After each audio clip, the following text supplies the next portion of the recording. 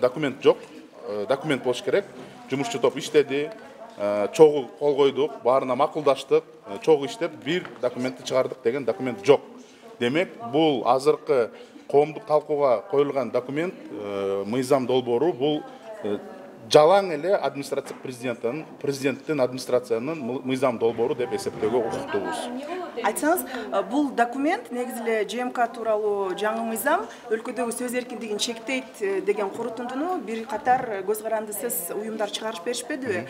Ошого сиз макулсузбу? Эгер макул болсоңуз, буга эмне деген жүйөлөр бар? Эң биринчи варианттанда эле бул 95%га жана Орус Федерациянын мыйзамынан көчүрүлгөн болчу. Ошондо эле бир нече юристтер, укук коргоочулар айткан, ушул сөз эркиндигин басмырлоо, бөгөттөө, көз карандысыз медианы басмырлоо, бөгөттөө үчүн бул мыйзам болгондо. Бул биринчи вариант.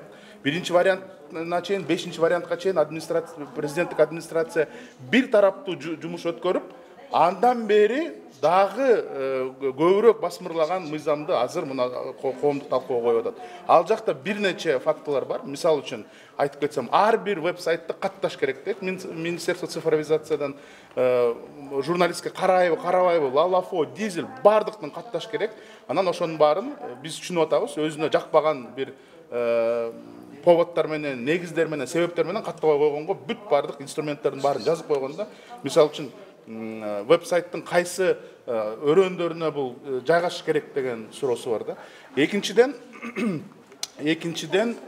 мисалы үчүн аккредитация боюнча, мына билебиз, эркин журналист деген бар, внештатный журналист деген бар.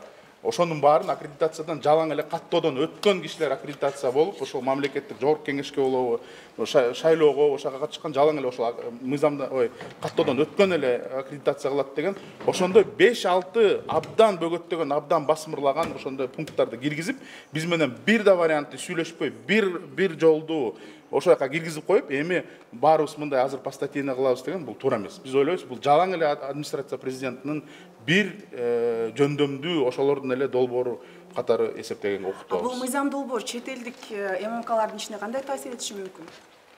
Баарыңыз билесиз, азыр чет элдик жарандар же 2 жараны бар кишилер азыр ММКны ушул мыйзам долбоор менен ушул ММКнын учредители катары боло албайт деп. Бул түзмө-түз бөгөттө. Себеби мыйзам менен жумуш топтун мөөнөтү аяктады, мыйзам долбоору коомдук талкууга коюлду. Мындан ары кандай болот процесстер? Эми бир ай бар, биз жарандык активист катары ошол жака катышып, өзүбүздүн сунуштарыбызды, өзүбүздүн көз карашыбызды ошол жактан дагы эле мыйзамдын чегинде, мыйзам механизмин колдонуп, сөз эркиндигине, кол тийбестигине жараша жумушту өткөрөбүз.